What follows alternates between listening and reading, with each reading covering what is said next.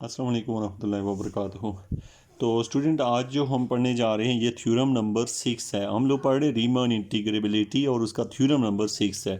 तो ये आज हमारा लास्ट थ्योरम है इस टॉपिक के रेलिवेंट। ये लेक्चर नंबर 7 है रीमान इंटीग्रेबिलिटी के ऊपर, जो कि इस बुक के लिहाज से है। इससे पहले भी आपने कुछ लेक्चर इस पे देखे हैं। सबसे पहली बात ये कि आपने ये समझना है कि क्वेश्चन क्या है और क्या हम इसका रिज़ल्ट जो है हमने अखज़ करना है। तो सबसे पहले जो थ्योरम है उसमें दिया गया है कि let f g be bounded function. तो दो फंक्शन दिए हुए हैं, एक एफ है और दूसरा जी। तो दो फंक्शन यहाँ दिए गए हैं, एक एफ है और एक जी है, और दोनों बाउंडेड हैं। और किस में बाउंडेड है? डिफाइन ऑन ए बी, इस इंटरवल के अंदर। And let p be any partition of a b then. अब देखें आपको कितनी चीज़ें गिवन हैं। क्या पहली चीज़ दी हुई है, एक फंक्शन एफ दिया हुआ है। नंबर 2 आपको क्या दिया हुआ है? एक जी दिया हुआ है। ये दोनों फंक्शन बाउंडेड हैं और इस इंटरवल के अंदर ए बी के अंदर बाउंडेड हैं। अब इसको हमने छोटे छोटे पार्ट्स में डिवाइड किया, जिसका नाम हमने पार्टीशन रखा हुआ है। ये सारा जब हमें दिया हुआ है तो हमें ये कहा जाता है कि ये प्रूव करो क्या L P F plus G greater than equal to L P और F plus L P G. ये आपने शो करना है।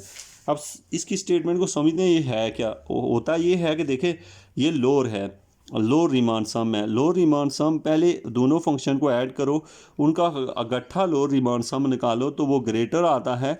लोअर रिमान सम सेपरेट सेपरेट दोनों का निकालें।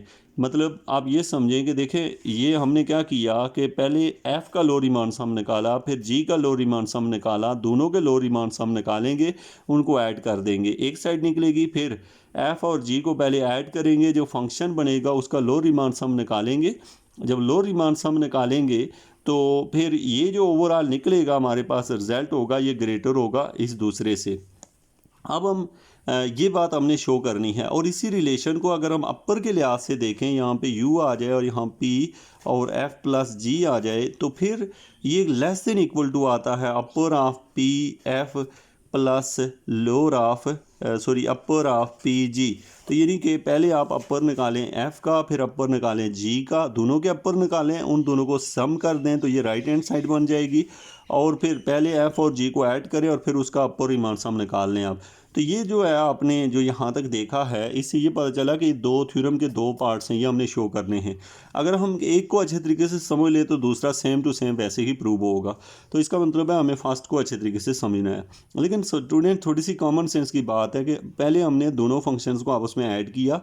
जब हम दोनों को ऐड कर लेते हैं और फिर उसका लोअर रिमान सम ज़्यादा आ रहा है अलग अलग के रिमान सम से। अच्छा, ऐसे क्यों होता है? ऐसा इसलिए होता है, देखें लोअर रिमान सम बहुत कम एरिया को कैलकुलेट करता है ओरिजिनल एरिया की निस्बत। तो जब ये भी कम है, ये भी कम है, दोनों कम को ऐड किया और ये जो है ना एज़ कम्पेयर टू इन दोनों से ज़्यादा एरिया को कैलकुलेट कर रहा होता है, चूँकि लोअर के रिस्पॉन्स से।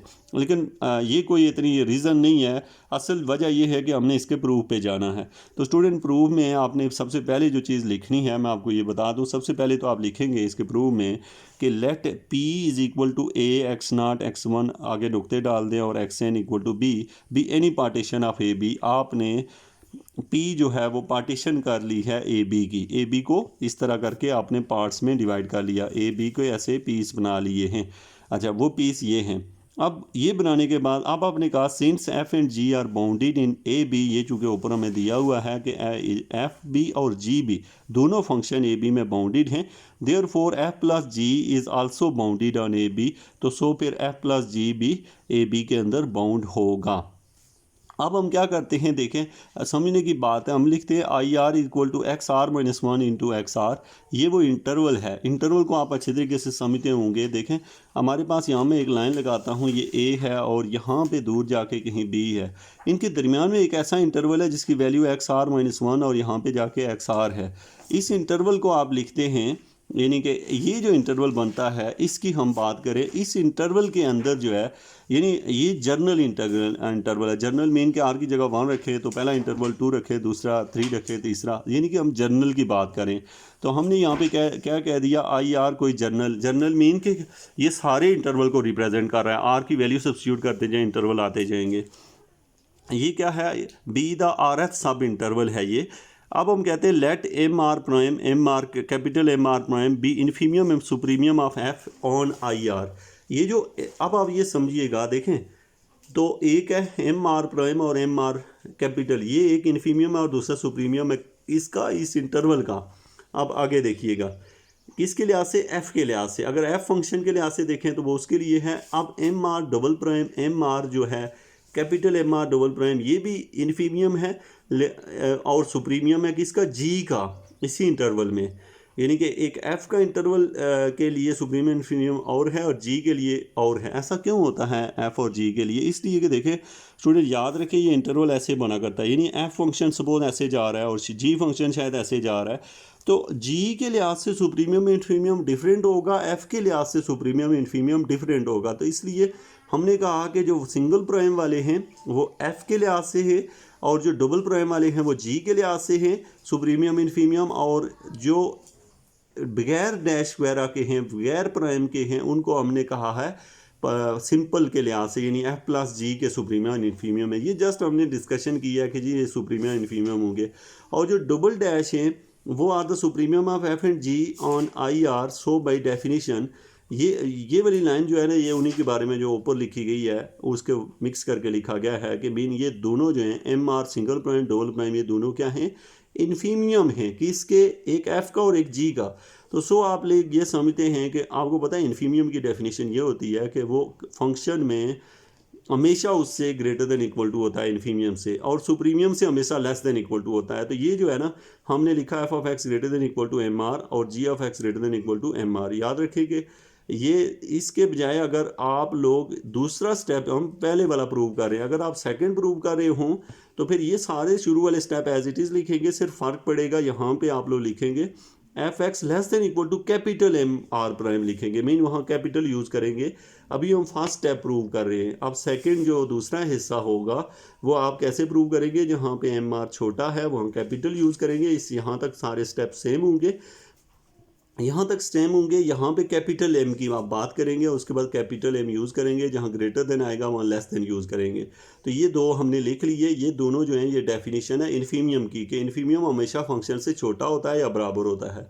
अब आपने दोनों को ऐड कर दिया, यानी लेफ्ट साइड को लेफ्ट में और राइट को राइट में जब ऐड किया तो ये टर्म ऐसे बन गई है। अब इसके बाद आपने ये किया कि दोनों में से x को कॉमन ले लिया, f प्लस जी इंटू एक्स। ये चूँकि आपको पता है दोनों फंक्शन को हम कलेक्ट कर सकते हैं, ये फंक्शन का रूल होता है। तो फिर ये इस तरह बन गया है हमारे पास, और इधर जो है ये टर्म है m are prime plus m r double prime जो है ये टर्म बनी है। अब स्टूडेंट ये हम कहते हैं कि जो m are prime plus m r double prime is the lower bound of f plus g on I r. तो ये जो है ये लोअर बाउंड है। लोअर बाउंड इसलिए है क्योंकि हमें पता है कि जो चीज़ ग्रेटर देन इक्वल टू के साथ आए वो हमेशा लोअर बाउंड होता है। तो इसका मतलब है ये क्या चीज़ है, लोअर बाउंड है। अगर ये लोअर बाउंड है तो आपको पता है कि जो एम आर है वो ग्रेटर देन इक्वल टू है इनके, हमें पता है कि ये जो दोनों हैं इनका सम जो है ना एम आर से भी छोटा है, ये हमें ऑलरेडी पता है। और इसके बाद हमने ये लाइन लिखने के बाद दोनों साइडों पे स्टूडेंट डेल्टा आर से इधर भी तीनों के साथ मल्टीप्लाई कर लिया। मल्टीप्लाई करने के बाद तीनों के साथ सम अप्लाई किया है। जब हमने मल्टीप्लाई कर लिया, सम अप्लाई कर लिया, तो अब अगर आप लेफ्ट हैंड साइड पे देखें तो ये जो लिखा हुआ है एम आर, आपको पता है एम आर एफ प्लस जी का है। एम आर किसका, एफ प्लस जी का है, जबकि एम आर डैश जो है वो एफ का है और जो एम आर डबल प्राइम है वो जी का है। तो इसलिए हमने इसको लोअर की फॉर्म में, लोअर में इसलिए लिखा है, याद रखें कि यहाँ लोअर इसलिए लिखा है क्योंकि छोटा एम आ रहा है। अगर बड़ा एम आता तो यहाँ एल की जगह अपर आता। पी जो आपकी पार्टीशन है, एफ प्लस जी आपने एम स्मॉल एम आर को देख के लिखा है, एम प्राइम को देख के, एम आर प्राइम को देख के आपने एफ लिखा है, और एम आर डबल प्राइम को देख के आपने जी लिख लिया। तो अब स्टेटमेंट ये बन गई है, यही हम प्रूव करना चाहते थे। अब स्टूडेंट यहीं से हमारा क्वेश्चन शुरू होता है कि हम कैसे इसके दूसरे स्टेप को प्रूव करेंगे। तो स्टूडेंट उसके बिल्कुल टू द पॉइंट यही लाइनें हैं सारी, बल्कि आप सब यही लिखेंगे। अगर एग्ज़ाम में खाली दूसरा पार्ट पूछा जाए तो आप ये 3 लाइनें तो सेम लिखेंगे। यहाँ पे आप कैपिटल एम आर लिख देंगे और लिख देंगे इन्फीमियम की जगह सुप्रीमियम लिखेंगे, आप एफ एंड जी और आई आर ही लिखेंगे। यहाँ पे F of X greater than equal की जगह लेस देन इक्वल टू, और यहाँ भी लेस देन इक्वल टू डालेंगे। दूसरी साइड पे कैपिटल एम आर आएगा और फिर उनको इस तरह ऐड करेंगे, सिर्फ सिंबल की डायरेक्शन डिफरेंट होगी, बाकी सारा प्रोसेस सेम होगा, लेकिन यहाँ less than greater than equal to जो जगह लेस देन इक्वल टू होगा, और बाकी जो है ना वो क्वेश्चन आपका इसी तरीके से प्रूव हो जाएगा। सिर्फ डिफरेंस आएगा, यहाँ पे एल की जगह अपर होगा। होप्स हो कि ये दोनों थ्योरम एक दूसरे की इमेज हैं, आप इसको कर सकेंगे। ये हमारा जो है लास्ट टॉपिक था आज के लिए, जिसमें हम पढ़े हैं कि रीमान इंटीग्रेबिलिटी के ऊपर हमने 6 थ्योरम पढ़े हैं। अब हम आगे पढ़ेंगे, एक होता है रीमान इंटीग्रेबिलिटी और एक होता है ये है रीमान सम है या ड्रॉबैक सम है। जो अब हम पढ़ेंगे वो रीमान इंटीग्रेबिलिटी होगी। वो जो कुछ हमने पहले भी पढ़ चुके हैं, हमारे जो लेक्चर हैं आपके, कुछ लेक्चर एजुकेशन फॉर ऑल पे पढ़े हैं और कुछ जो है वो मैथमेटिक्स फॉर ऑल में पढ़े हुए हैं। तो आप उन दोनों से देख सकते हैं। मैं कोशिश करूंगा कि एक ही के अंदर सारे कलेक्ट करूं और इसकी एक फ़ाइल फोल्डर बनाऊं सेपरेट, जो रियल एनालिसिस के रेलिवेंट हो और आपको सारा लेक्चर रियल एनालिसिस के एक साथ मिल जाएँ। तो होप्स हो कि वो इंशाल्लाह इन्हीं दिनों में आपको वो एक अलग से टॉपिक सारा का सारा आपके सामने आ जाएगा। मेन आपके सारे लेक्चर मौजूद होंगे रियल एनालिसिस के। एक चीज़ माइंड में क्लियर कर लेंगे, आपको पता हो कि चूँकि आपका जो सिलेबस है, आपने रियल के जो एग्ज़ाम में पेपर क्वेश्चन अटैम्प्ट करने हैं उनकी तादाद 4 हैं जो कि आपने अटैम्प्ट करने हैं, और 5वां जो है वो ऑब्जेक्टिव टाइप होगा। तो याद रखिए कि रियल के पॉइंट ऑफ व्यू से ऑब्जेक्टिव पे बहुत ज़्यादा फोकस करते हैं। उसकी उसकी ऑब्जेक्टिव तभी बंदा कर पाता है जब आप उसकी बेसिक को समझते हैं। अगर आपको ऑब्जेक्टिव अच्छा है तो फिर आप याद रखेंगे, जैसे रीमान इंटीग्रेबिलिटी में से एक क्वेश्चन लाजमी आता है, आपने 4 अटैम्प्ट करने, एक क्वेश्चन यहाँ से हो जाता है, पीछे बचते ही 3 क्वेश्चन हैं, तो आप 40 नंबर की तैयारी कर चुके होते हैं। तो इसलिए किसी एक चैप्टर को भी अच्छा तैयार कर लेना। रियल एनालिसिस में टोटल 4 चैप्टर अच्छे कर लिए जाएँ तो एग्ज़ाम में 100% मार्क्स आ जाते हैं, मतलब क्वेश्चन को सॉल्व करने के लिए। तो इसलिए आपने लेक्चर को बहुत डीपली लेना है, हर एक टॉपिक को। अगर इसमें कोई समझ नहीं है तो आपने मुझसे कमेंट कर लेना है। Thank you very much.